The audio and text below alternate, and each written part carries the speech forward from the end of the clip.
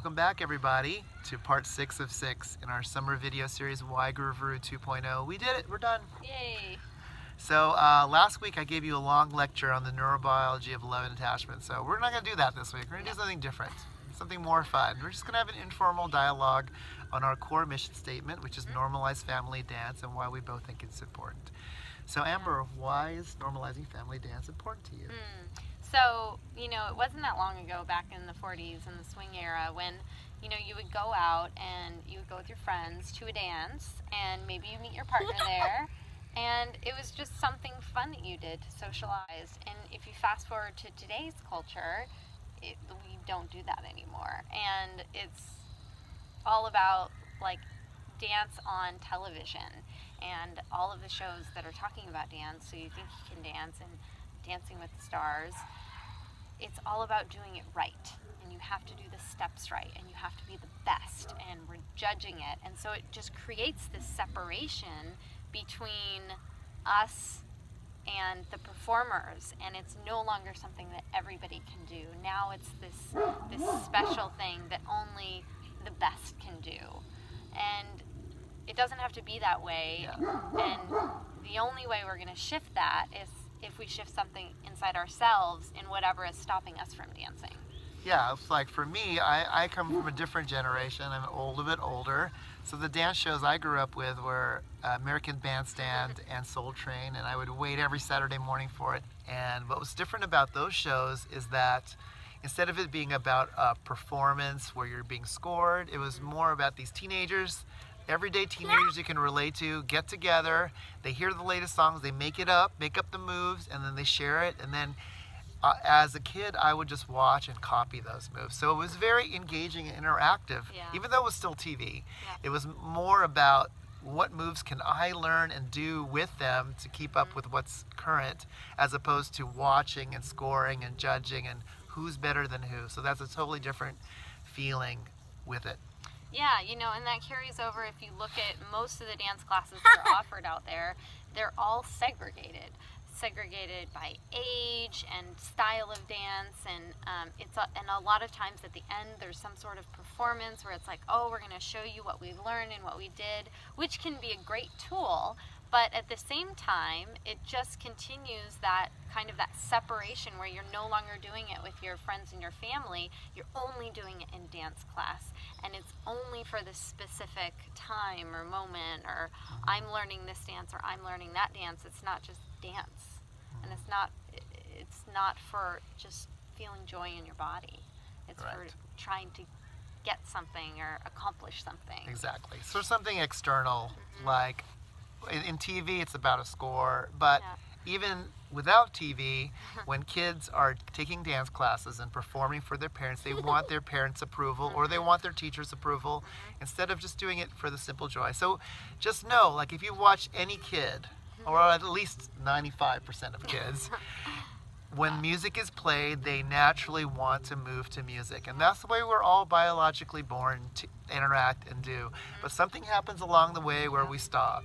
And I think it's either one, people look at us and they either judge us or shames us, or they look at us and they give us approval, and then we, as a kid, we just naturally want to get the approval of adults and parents. And so we do it for that, and we lose just naturally feeling it and grooving it. Okay, I just have to share one more example, and this is kind of our informal flow, but I don't know if you remember that time we were in this bar in Del Mar, and we were watching, they had a great song on. I think it was Blurred Lines, and the music was bumping, and then we watched the dance floor. No one was moving at least their head to the music. They were completely still to music. Now think back. Have you ever seen a group of children completely still to music? No. So something happened there. And so by normalizing family dance, by making it more part of everyday life, we can shift this, because I think it is totally abnormal to have a group of people not move to music. Yeah, and we have to start it from the beginning. And we have to model it as adults, as opposed to just sitting back and letting our children dance in front of us and then praising them for doing a good job. So it has to start from the very beginning, and for us that's prenatally. We start it from the very beginning, and just continuing that so that in your house it's a regular thing that you do, just like you go and you play basketball with your kid or soccer or any other activity that you do with your child. It's just as normal to dance in your house with your child. Yeah, well, the thing is like, okay, let's go play basketball with the kid.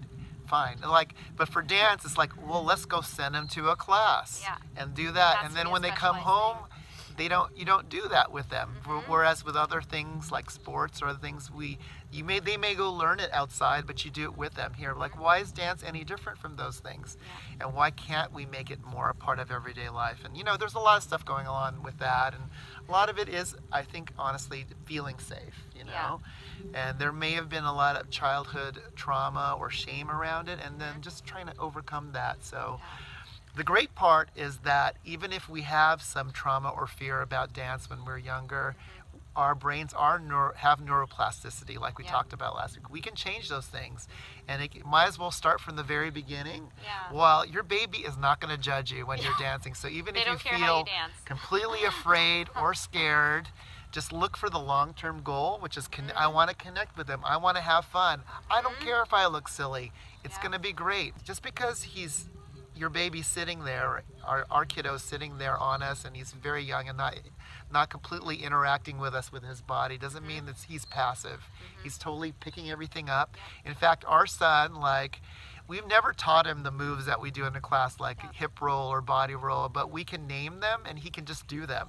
How's that happen? It's because during class he's just watching and observing and watching us do it, watching other parents do it with their kids, and then he's picking it up. So he's totally learning during that time because his brain is developing so quickly. So everything that's happening at that age, he's totally picking up. Yeah. There's so much there. So, if you believe in what we're talking about and what we're trying to do to normalize family dance and really bring it to a point where we can really just do it anywhere, and it doesn't have to be a special occasion like a wedding or a birthday. It can be every day. If you believe in that and you want to bring this to your community, we are offering our brand new teacher training. And so we're going to have some info sessions coming up on October 2nd and 3rd. So you can go and fill out our application, and then we'll send you information on how to sign up for the info sessions. And we're really looking forward to it. And just so you know, of course, I would love to have more men involved with this. So we're going to run a special deal just for the men. Men, if you and your partner want to join in and be GroovaRoo teachers in your area, we're going to give you a 2-for-1 discount because we totally believe in family dancing. So for the price of one training, you can both learn together, because men, we need you. We can't just, dance is not just a woman thing. It never really was just a woman thing. You see? Even Eamon totally agrees. So please, men, women, everyone, please join us, and we'd love for you to come be a part of it. So thank you all for your time. We did it. Yay! We are done with this, although we are looking forward to more videos in the future, but we may take a little break on this one. This is our little boy, and this is Eamon, by the way. Say hi, Eamon. Hello! So on behalf of all of us, Mishi, Amber, and what's your name? Amen. We thank you for your time, and always remember, rhythm is your birthright, dancing is your calling. Do it with your whole family. That's right. Yay! Bye.